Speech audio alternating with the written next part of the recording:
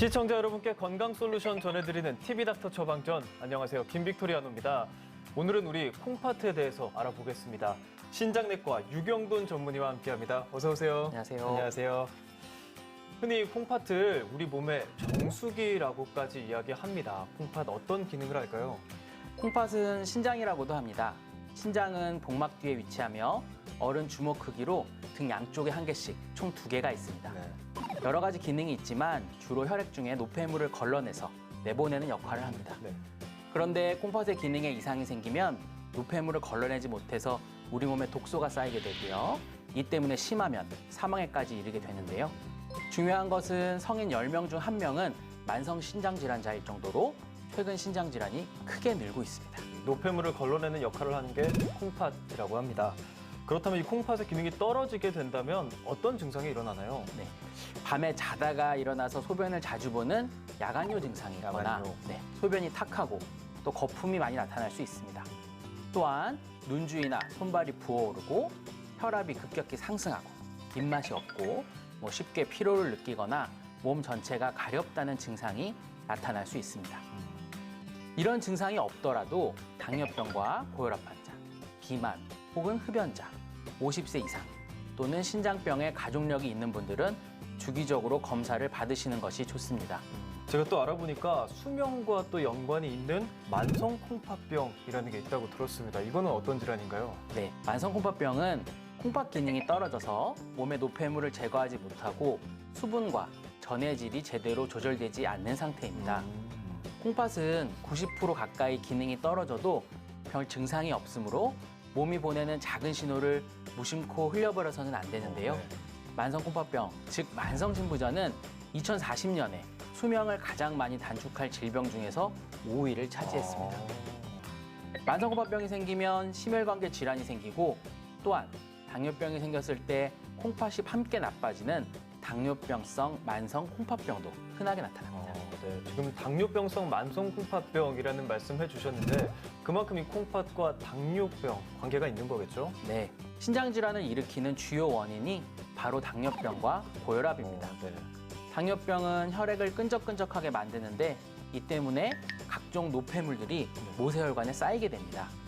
결국 이 노폐물들에 의해서 사구체가 손상되어 만성신부전으로 이어지게 됩니다.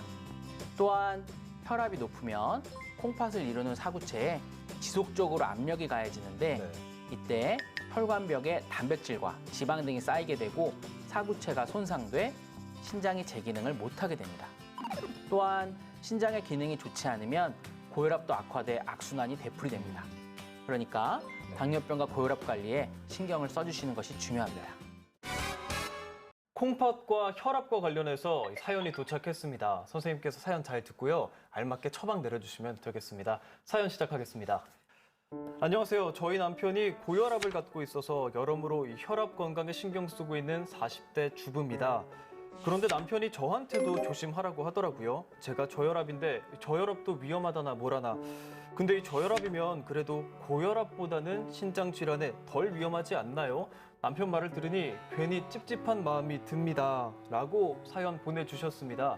아까 앞서도 말씀해 주셨잖아요. 고혈압 관리가 중요하다고 해주셨는데 저혈압의 경우도 관련이 있을까요? 어떤가요? 보통 고혈압일 경우 만성 콩팥병을 조심해야 한다고 합니다. 네. 하지만 저혈압 역시 마찬가지입니다. 저혈압을 방치하면 네. 어지럼증이 생기는 건 물론이고 뇌, 심장, 콩팥 등 중요 장기의 혈액 공급이 원활히 이루어지지 않을 수 있습니다. 이런 측면에서 자가혈압 측정이 중요한데요. 시중에 자가혈압기가 잘 시판되고 있으므로 자가혈압을 측정하여 기록하면 의사와 상담하는 데 큰 도움이 됩니다. 네. 저혈압이어도 사연자분 꼭 병원에 가보셔야겠습니다. 그렇다면 병원에 갔을 때 어떻게 검사하고 또 치료는 어떻게 이루어지나요? 신장 질환은 혈액과 소변 검사만으로도 충분히 진단이 가능합니다. 초기의 만성 콩팥병 환자는 정기적인 혈액 검사, 소변 검사로 상태를 평가하며 네. 혈압, 혈당 조절을 엄격하게 합니다. 이후 말기 신부전으로 진행된 환자의 치료는 크게 3가지를 들 수 있는데요. 3가지, 네. 혈액 투석, 복막 투석, 신장 이식입니다. 혈액 투석은 일주일에 3회 병원을 방문하여 4시간씩 진행됩니다. 또는 집에서 혼자서 할 수 있는 복막 투석을 하는데요.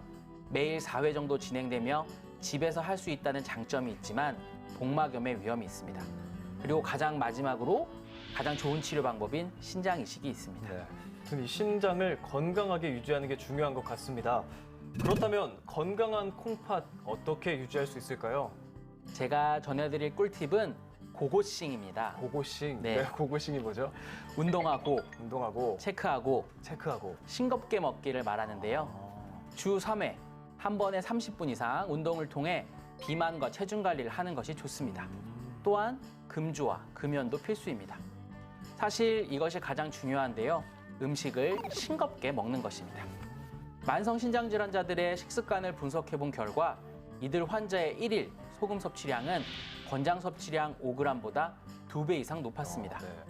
과다 섭취한 소금을 몸 밖으로 내보내려면 신장에 무리를 주게 되는데요. 따라서 음식은 되도록 싱겁게 먹는 것이 중요합니다. 이번 코너는 긴가민가 알쏭달쏭한 건강 속설 올바르게 알아보는 시간입니다. 이 OX 퀴즈를 통해서 선생님이 문제 내주시면 제가 오늘 다 맞춰보겠습니다. 문제 내주시죠. 첫 번째 문제입니다. 소변의 양이 증가한 것도 콩팥 건강이 나빠졌다는 신호다. 소변의 양과 콩팥 건강에 대한 이야기인데 아까 말씀해 주셨죠. 콩팥은 우리 정수기라고 해주셨거든요. 노폐물을 잘 걸러내지 못하기 때문에 콩팥 건강이 나빠지지 않았을까 싶습니다. 저는 정답 O 해보겠습니다. 정답은 O입니다. 맞았습니다. 설명해 주시죠. 소변의 양이 증가했다고 병원에 오시는 분들은 가장 먼저 소변 횟수가 늘어난 경우가 많습니다. 그렇겠죠, 네. 남성 환자분들은 비뇨기계 질환, 특히 전립선 비대증이 같이 있는지를 의심해야 하고요. 소변의 횟수나 양 모두 초기 신호로 생각하고 의사와 상담하는 것이 중요합니다. 어쨌든 연관이 있을 수 있으니까 꼭 상담 받아보셔야 될 것 같습니다. 다음 문제 내주시죠. 신부전증이 있다면 진통소염제를 자주 복용하면 안 된다.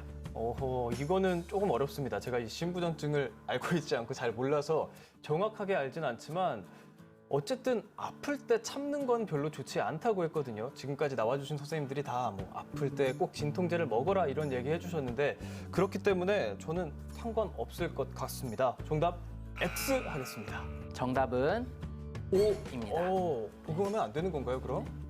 진통제의 성분 중에 흔히 포함되는 엔세이드가 신독성을 가지고 있습니다. 네. 만성 통증 환자분들 중에 진통제를 상복하는 분들이 있는데 본인이 신기능이 좋지 않다면 반드시 의사와 상의한 후에 진통제를 복용하는 것이 필요합니다. 그렇군요. 신부정 앓고 계신 분들은 꼭 참고하셔야겠습니다. 다음 문제 내주시죠. 수분 섭취를 위해 물을 아주 많이 마셔야 한다. 선생님, 이거는 저를 너무 물로 보신 거 아닌가 싶습니다. 물을 당연히 많이 마셔야 수분 보충에 좋은 건 누구나 알고 있는 거 아닌가요? 정답 O 하겠습니다. 정답은 X입니다. X라고요? 아니, 당연히 O 아닌가요? 왜 X죠? 보통 물을 아주 많이 마실수록 좋다고 알고 있지만 네. 만성 신부전증으로 투석을 받고 있는 환자의 경우는 예외입니다. 물을 너무 많이 마시면 부종이 심해지고 저나트륨 혈증까지 생길 수 있기 때문인데요. 따라서 적당히 목이 마를 경우에 한 잔씩 적절히 마시는 것이 좋습니다.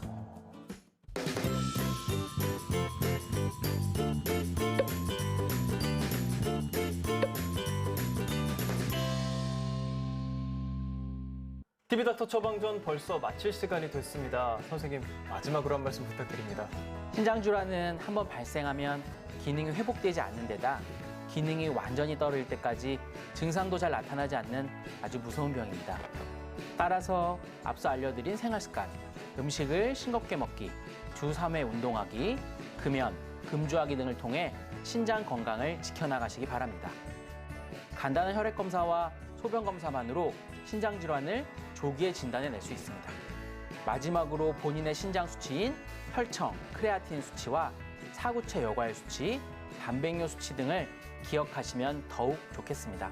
네, 오늘 말씀 감사합니다. 다음 주엔 더 유익한 주제로 찾아뵙겠습니다. 대한민국 모두가 건강해지는 그날까지 TV닥터 처방전 다음 주에 만나요.